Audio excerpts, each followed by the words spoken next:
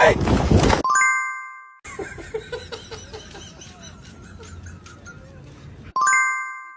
down!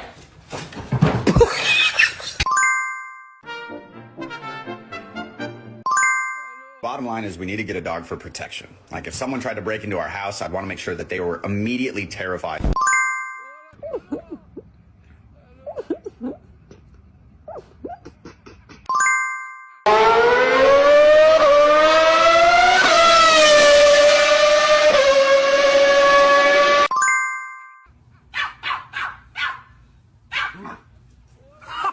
Oh my God!